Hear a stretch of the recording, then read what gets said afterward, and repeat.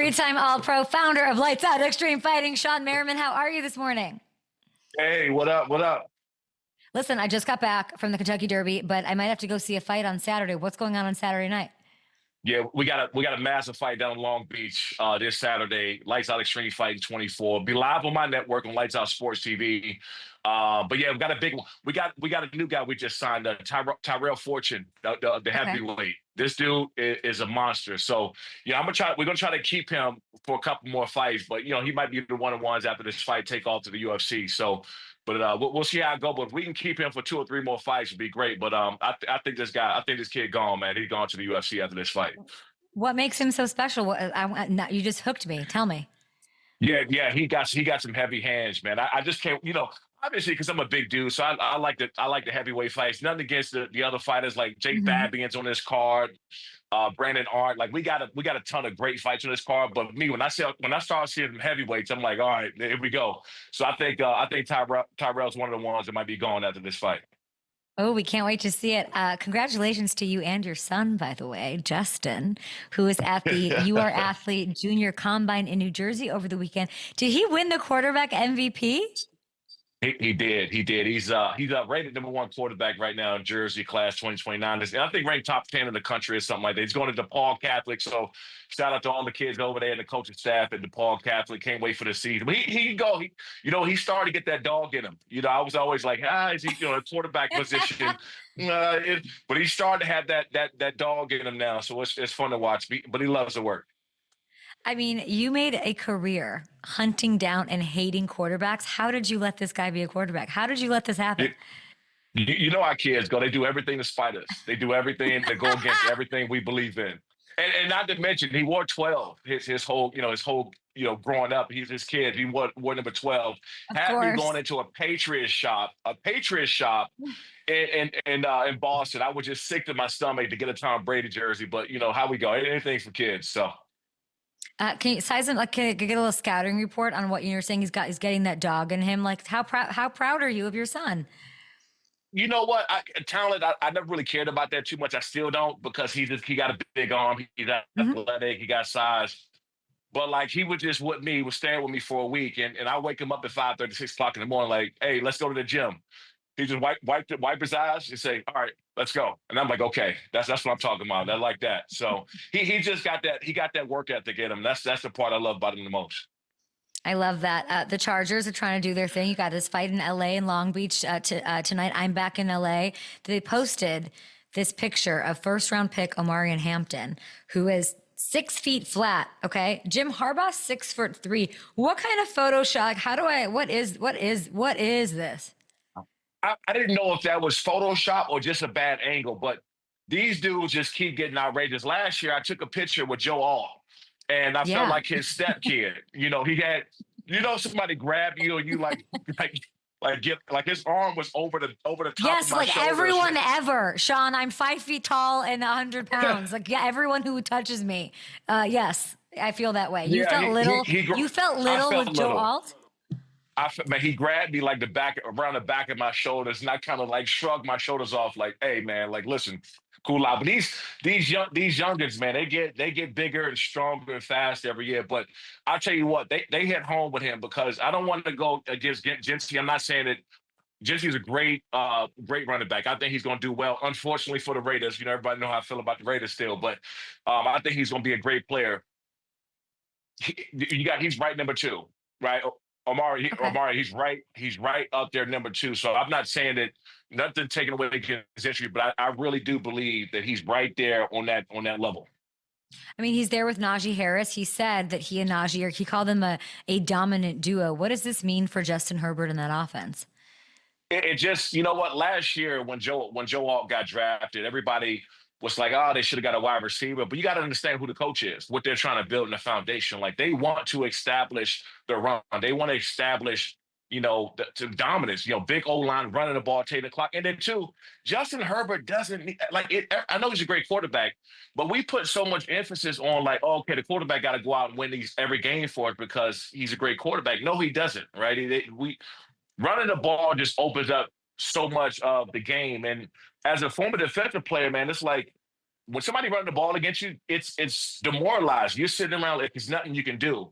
And as a Mm. pass rusher, you can't go back and just ping your ears back and just go, right? And so I think it was a hell of a pick.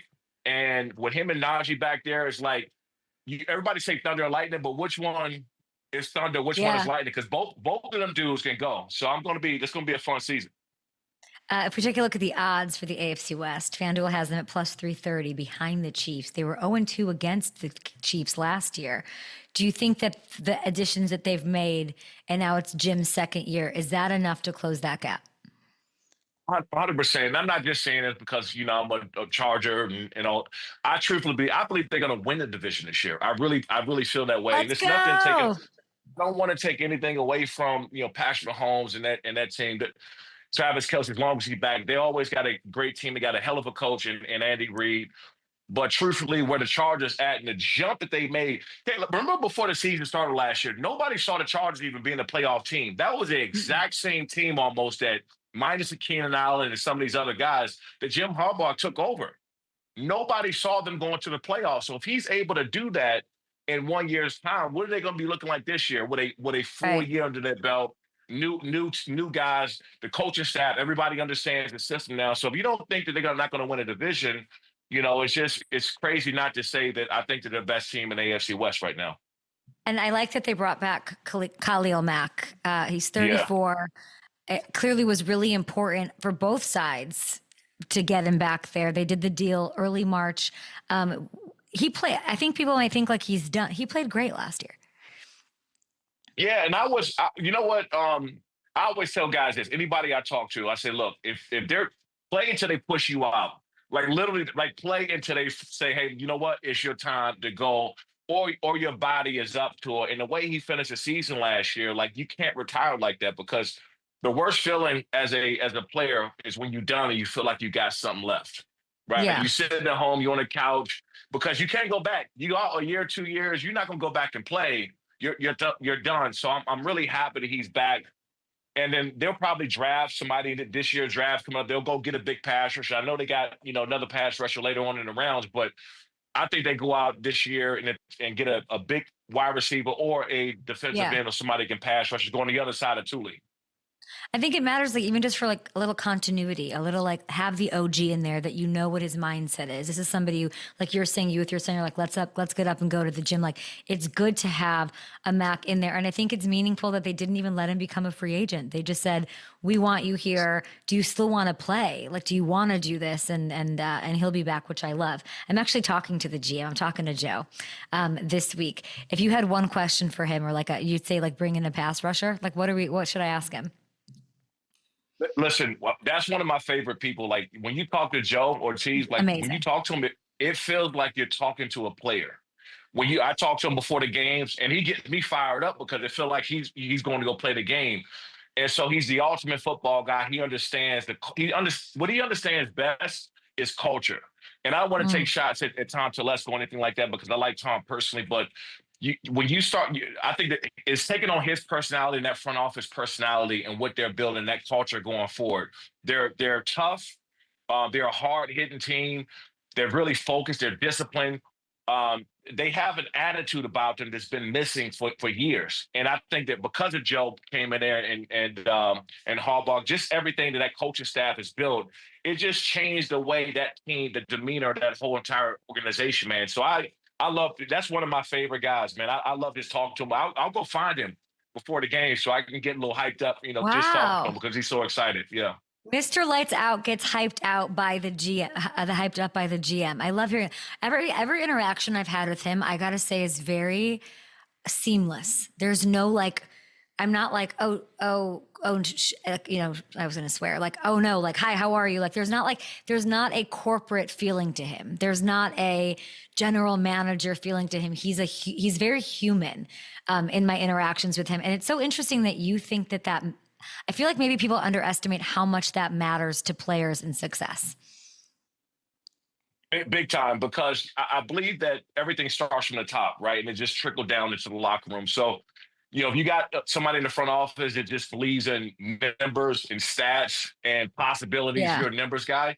Your player's going to play like a numbers guy. They're going to play like everything is percentages and what down we should go to based on this percentage. Instead of saying we're going to go out and get this first down, or we're going to run the ball, we're going to go like it's an attitude that's passed down, and I think that's the biggest difference in what they have now.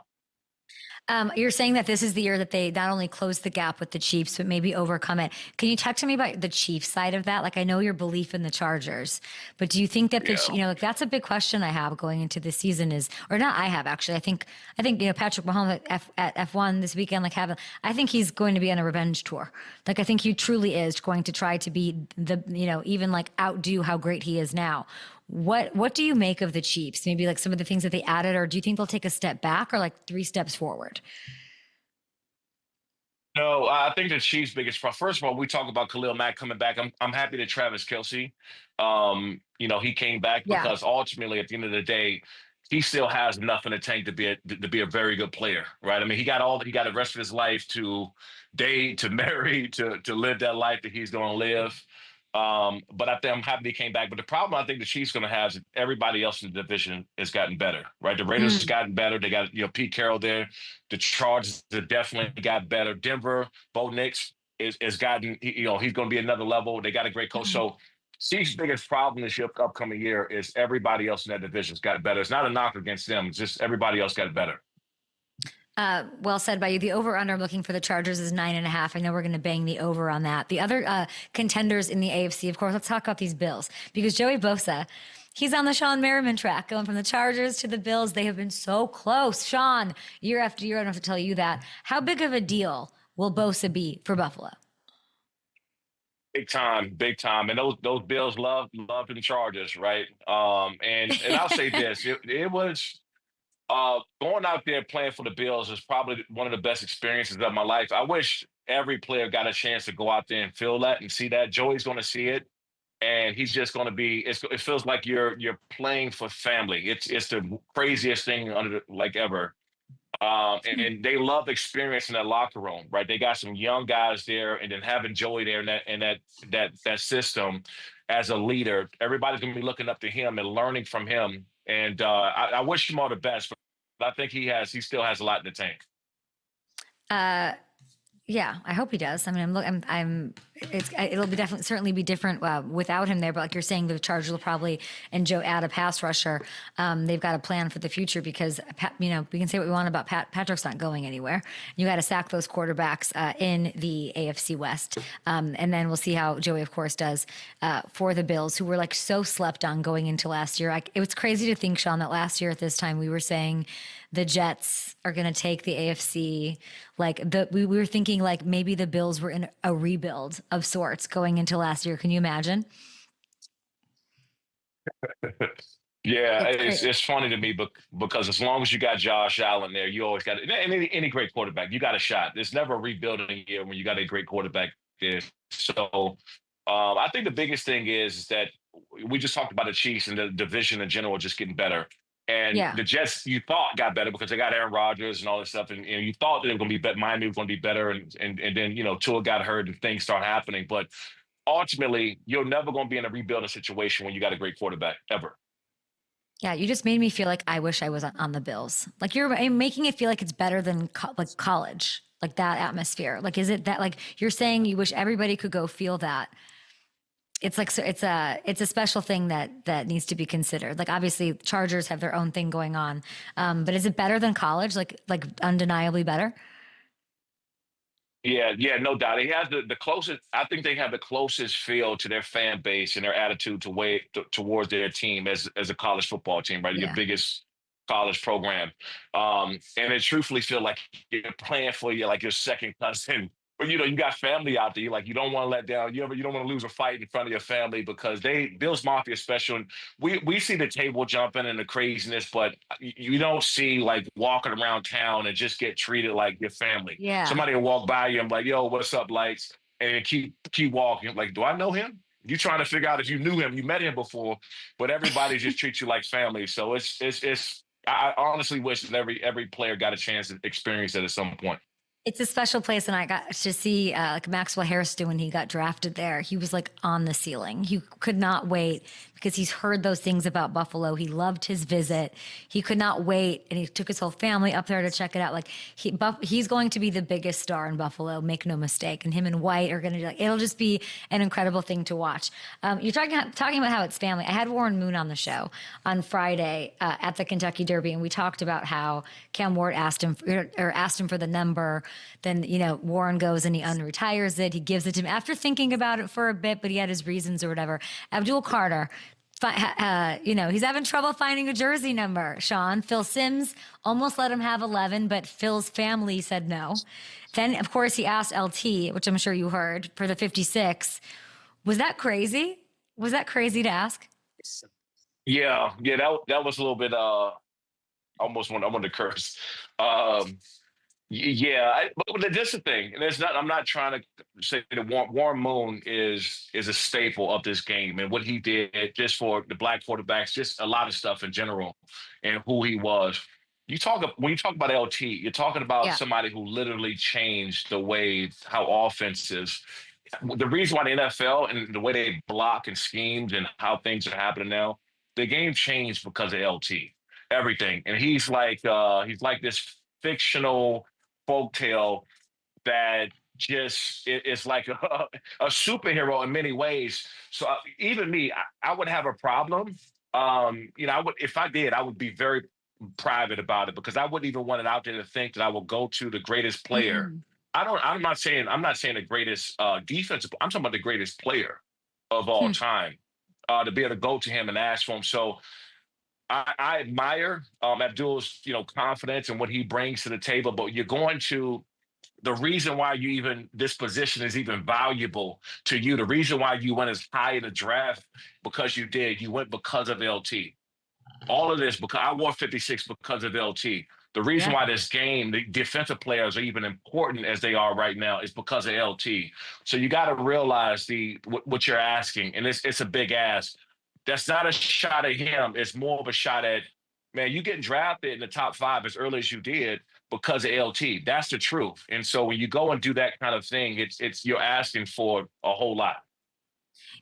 I think you just really beautifully said it. Best player of all time. It says, and I like that you're giving Abdul Carter his credit for being confident because it says a lot about Abdul Carter. And I don't think it's that he's ignorant or doesn't know. I think it's that he has the confidence that he wants to, like, I don't relate to that at all, Shawne. There's no world that I would want the smoke, the pressure that comes with, if he said yes, I'd be like, oh no, like I would never want that put on me because that is a world of hurt. Look, you are overselling. Like that's too much for me. Yeah, no, you're right. And I wouldn't either because if you go a game or two without a sack, which we all know that happens because sacks come in bunches, people are going to be booing. People are going to tell you to give the number up. And so I didn't really look at that as a shot at LT. I look at it as a shot, man. Do you really want to wake up every day of your life having to fill those shoes? Right? Because we all know that you're not going to go out there and have the best game ever, every single game. And so do you really want, as you said, do you want that smoke? And that's something that he would have to deal with. I do like that's how he is. I would like to know, like, who is untouchable? What number? Because what I love is I think what you love and most people, like, there is a sanctity to this. There's like a religion to this. Like there are numbers that are untouchable because we don't want to see that number trotted out there by anyone, even if they are the next great thing.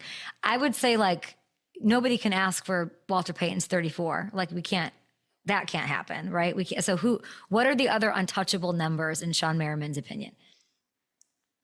Ray Lewis, Tom Brady, Joe Montana, Jerry? Jerry Rice. I would say there's about total of 10 to 15 guys total. Yeah.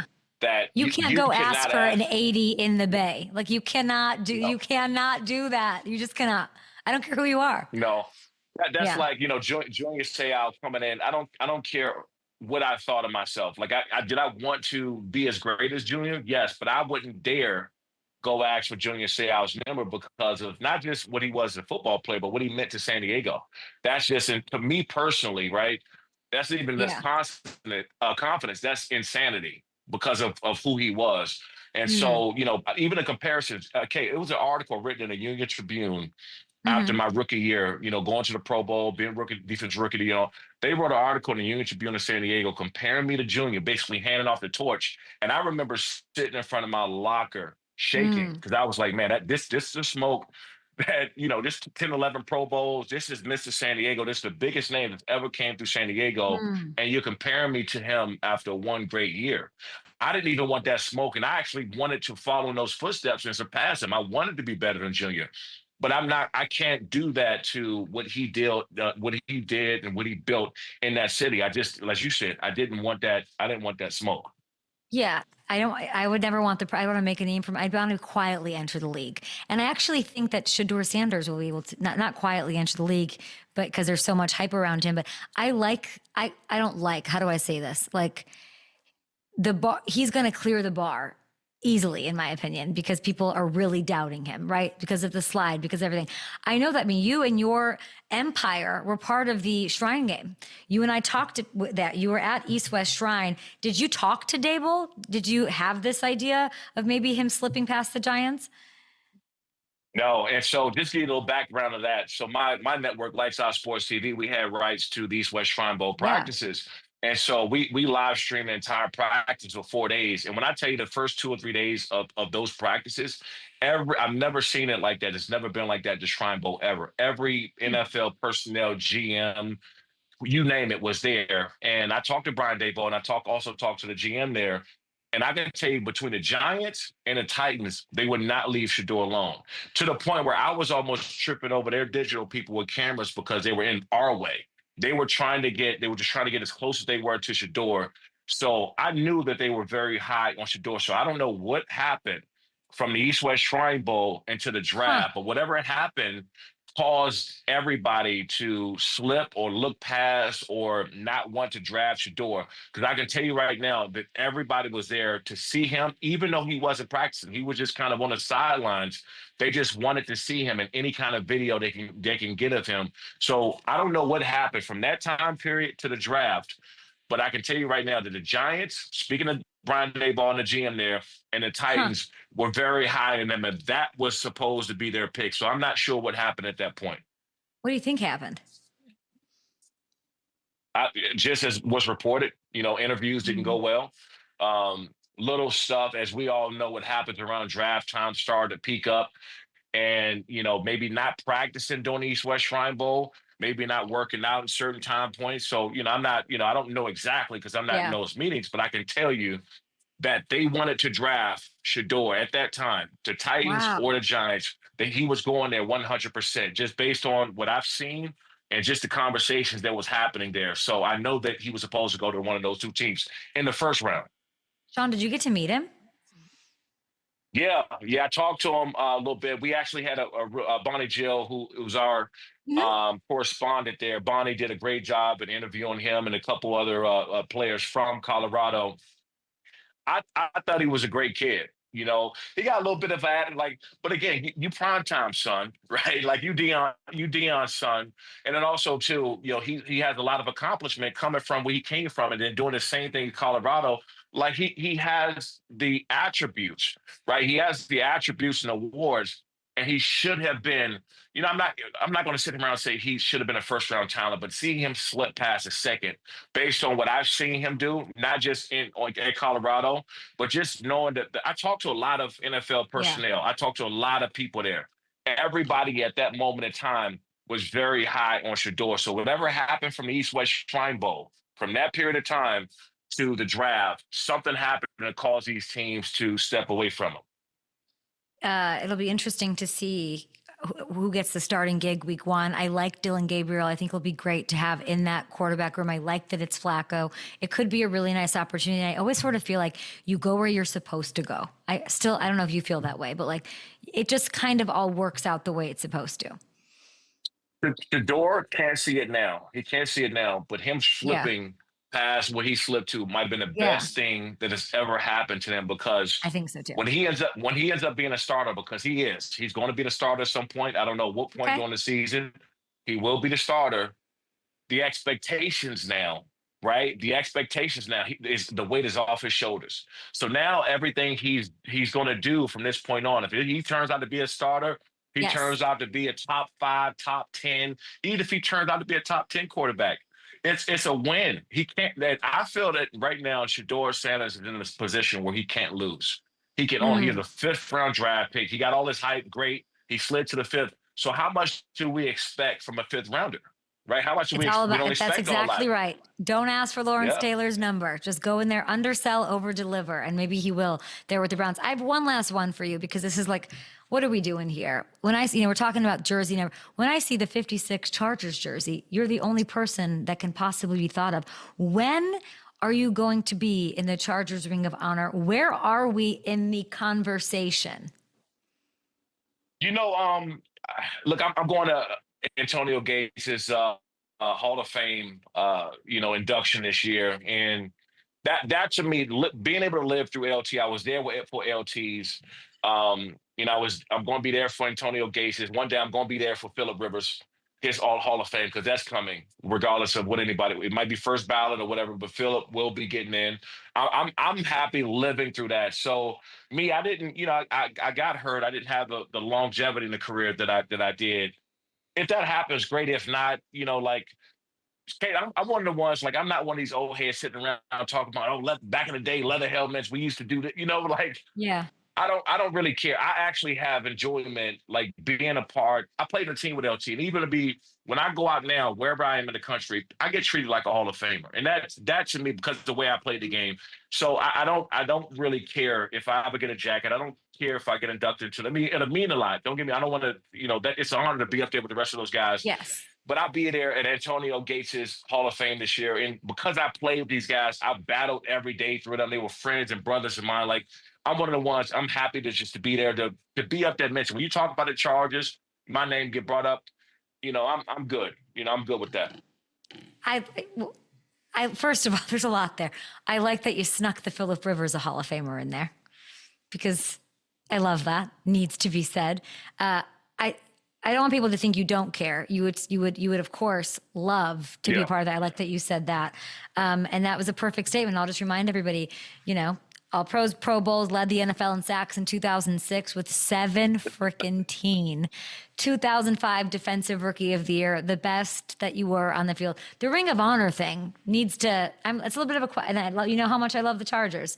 That's a bit of a, I don't know what I can do to help that agenda, but I'm happy to. Lights Out Extreme Fighting 24, guys, this Saturday. You can stream it on the Lights Out Sports TV app. Shawne Merriman, you are building an empire. You have the scoop on Shedeur pre-draft from the Shrine because you have the rights, and that's why you're incredible and honestly inspiring. Thank you for joining me. Future Ring of Honor.